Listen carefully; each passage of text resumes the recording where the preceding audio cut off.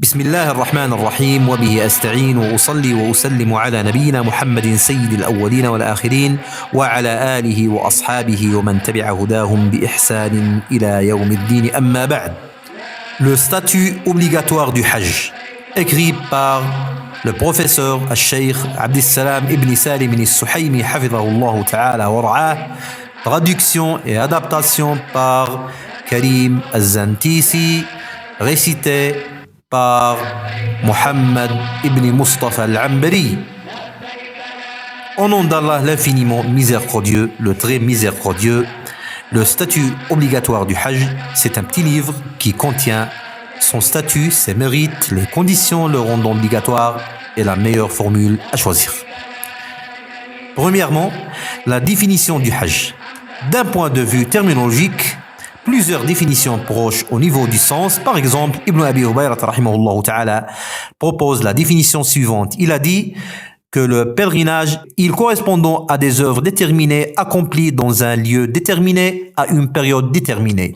C'est-à-dire les œuvres déterminées correspondant à tout ce que le pèlerin doit faire ou ne pas faire. Le lieu déterminé comprend la Sainte Mosquée et les différents sites du pèlerinage. La période déterminée correspondant à la saison du Hajj. Parmi les bonnes significations du Hajj, c'est la signification de Cheikh Mohammed ibn Salih al-Uthaymin rahimahullah ta'ala.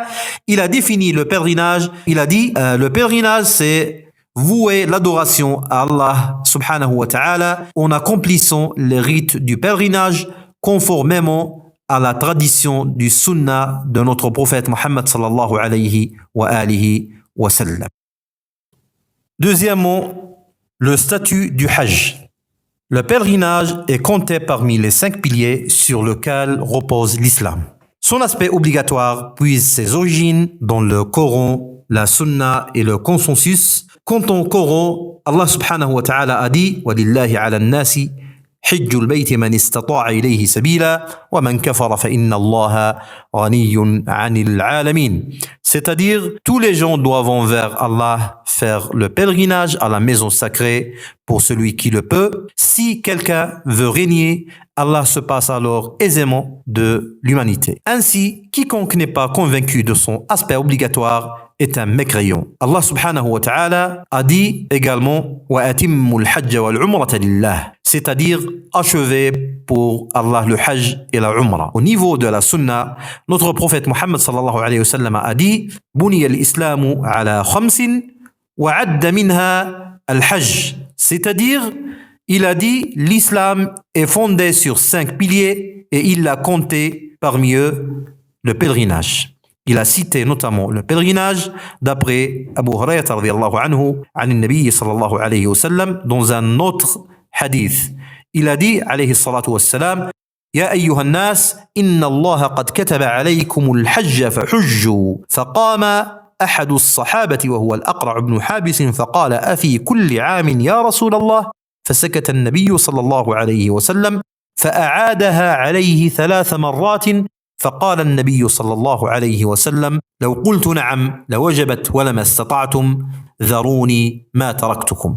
C'est-à-dire, ô gens, Allah vous a imposé le Hajj, alors faites-le. Devons-nous le faire toutes les années? Au messager d'Allah demanda quelqu'un. Comme le prophète sallallahu alayhi wa sallam se taisait, il réitéra sa demande à 3 reprises. Après, notre prophète Mohammed sallallahu alayhi wa sallam a répondu « Si j'avais dit oui, a-t-il déclaré finalement, cela vous aurait été imposé et vous en auriez pu le faire.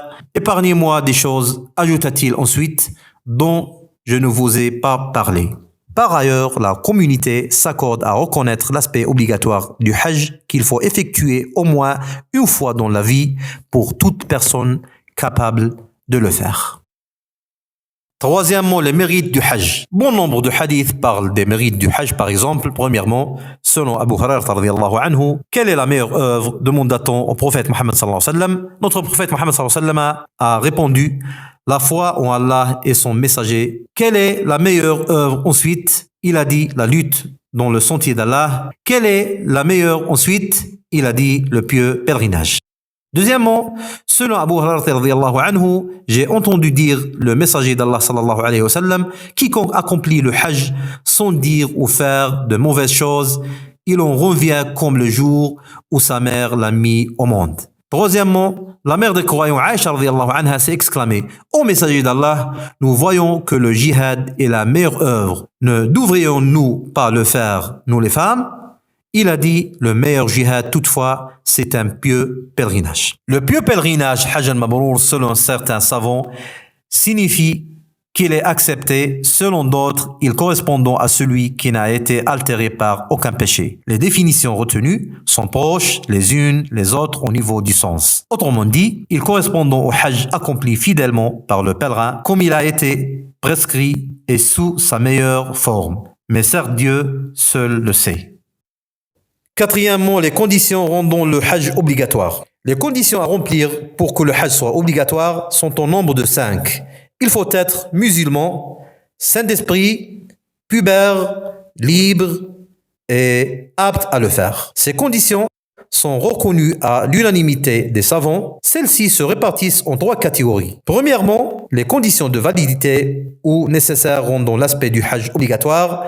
Celles-ci sont au nombre de 2, l'islam et la raison. Ainsi, le Hajj n'incombe ni au mécréant ni à la personne n'ayant pas sa raison. S'il venait à le faire, le rite ne serait pas valide étant donné qu'ils ne sont pas concernés par les actes d'adoration. Deuxièmement, les conditions d'accomplissement ou suffisance rendant l'aspect du Hajj obligatoire. Celles-ci demandent d'être pubère et d'être libre sans toutefois qu'elles soient nécessaires pour que le Hajj soit valide. Le pèlerinage accompli par un esclave ou par un enfant reste valide, bien qu'il ne peut se substituer au pèlerinage obligatoire, Hajjatul Islam. Troisièmement, condition rendant simplement l'aspect du Hajj obligatoire, qui n'est autre que l'aptitude, si une personne qui n'en a pas les moyens se lance dans l'aventure du Hajj sans provision ni monture, son rite est à la fois valide et accompli. Dans ces ordres, la personne qui se force à prier debout ou à jeûner alors qu'elle n'en est ni capable ni astreinte verra son rite. 2 conditions sont sujettes à divergence. Premièrement, la sûreté de la route, c'est-à-dire que la route ne doit pas être entravée par un ennemi ou autre. Deuxièmement, l'accessibilité du parcours. Cela signifie qu'il faut remplir les conditions requises et pouvoir voyager dans les temps. Cinquièmement, les différentes formules du Hajj. La définition de Nusuk d'un point de vue étymologique, il correspondant à l'adoration et à tous les actes voués à Allah subhanahu wa ta'ala en général. La Nasika étant l'immolation. D'un point de vue terminologique, nous apprenons que les Nusuk représentent tous les rites de la religion. Avec l'usage, ce terme s'est appliqué spécifiquement au Hajj en raison de la nombreuse variété de rites consacrés à cette occasion. Il existe 3 formules Nusuk du Hajj: Al-Tamattu', Al-Qiran, Al-Ifrad. Premièrement, Al-Tamattu'. Étymologiquement, Al-Tamattu' signifie jouir d'une chose. D'un point de vue terminologique, il correspond à se sacraliser seulement pour la Umrah à partir du Miqat au cours des mois du Hajj. Après la Umrah, le pèlerin se sacralise la même année pour le Hajj. Cette formule est intitulée ainsi car le pèlerin a la liberté de jouir entre la fin de la Umrah et le début du Hajj de tout ce qui lui est interdit durant la sacralisation. De même, le pèlerin peut jouir d'effectuer 2 rites au cours d'un seul voyage. Deuxièmement, Al-Qiran. Étymologiquement, le Qiran consiste à réunir entre 2 choses en général. Autrement dit, il signifie ici joindre entre le Hajj et la Umrah. D'un point de vue terminologique, il consiste à réunir le Hajj et la Umrah lors d'une seule sacralisation ou bien à se sacraliser pour la Umrah pour ensuite introduire le Hajj dans son rite avant d'entamer At-Tawaf. Dans l'usage, les anciens emploient le terme Tamattu' pour exprimer la formule de Qiran. Ibn Abd al-Barr rahimahullah ta'ala fait remarquer en effet le Qiran est une forme de Tamattu' également car le pèlerin peut jouir de faire 2 rites en un seul voyage. Troisièmement, l'ifrad. Étymologiquement, le terme fard désigne une unité impaire et un élément seul, dont afrada est le pluriel afrada yufridu se conjugue comme qatala yaqtulu et signifie devenir seul. Afrada signifie rendre seul. Par conséquent, séparer le hajj de la umrah consiste à isoler chacun de ces deux rites. D'un point de vue terminologique, il consiste à se sacraliser uniquement pour le hajj. Le qiran et l'ifrad ont les mêmes rites pour les trois grandes références, Malik wa Shafi'i wa Ahmad, rahimahumullahu ajma'in. Il suffit pour le qiran de faire un seul tawaf, l'un des piliers du hajj, et de se contenter des rites du hajj. Les rites de la umrah s'intègrent ainsi à ceux du hajj. Par contre, les Hanafites, Hanafiya, rahmatullahi alayhim, imposent pour le qiran de faire 2 tawaf et 2 sa'i parcours entre Safa et Marwa. Ils considèrent que les rites de la umrah n'entreront pas dans ceux du hajj. Selon eux, la umrah précède le hajj sauf au moment de la sacralisation car ils se rejoignent à ce moment précis. Le choix entre les différentes formules.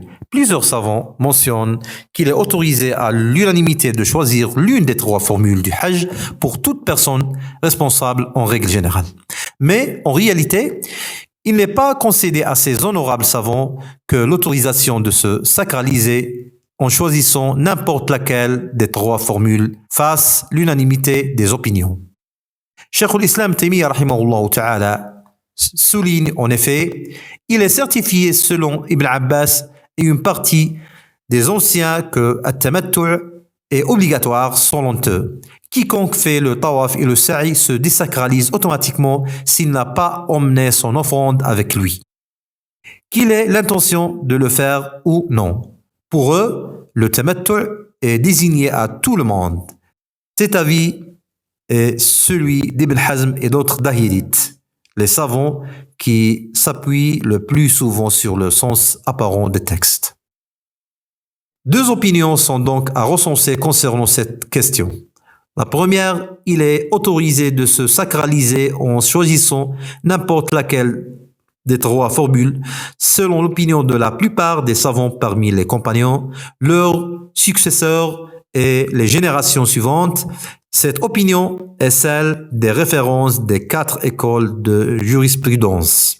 La deuxième, quiconque n'emporte pas son offrande avec lui ne peut prendre la formule de son choix. Seul le tamattu' lui est désigné selon Ibn Abbas et ses disciples, et les dahilites. Ibn al-Qayyim penche aussi pour cet avis. En définitive, désigner quelle formule de hajj est la meilleure dépend de la situation de pèlerin. Si ce dernier entreprend un voyage pour l'umrah et un autre pour le hajj, il vaut mieux pour lui de faire l'ifrad que de réunir les 2 rites dans un seul voyage à travers at-tamattu' ou al-qiran. Par contre, s'il décide de réunir les 2 rites dans un seul voyage, il vaut mieux qu'il fasse at-tamattu' s'il n'emporte pas d'offrande avec lui, tandis que s'il emporte son offrande avec lui, il vaut mieux, le cas échéant, faire al-qiran. Dans cet ordre, si après avoir consacré un voyage pour al-umrah, il décide d'en faire un autre pour al-hajj, il est préférable pour lui de faire le tamattu' car il est meilleur d'additionner 2 umrah avec un hajj qu'une seule umrah avec un hajj. وصلى الله وسلم وبارك على نبينا محمد وعلى آله وصحبه أجمعين. Extrait du livre القول الحق في نسك الحج الذي أحرم به سيد الخلق محمد صلى الله عليه وسلم par Cheikh Abdessalam Ibn Salim al-Suhaimi, récité par votre frère Mohamedoun al-Ambari.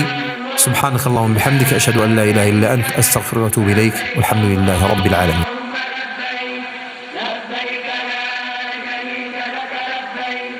إن الحمد والنعمة لك الملك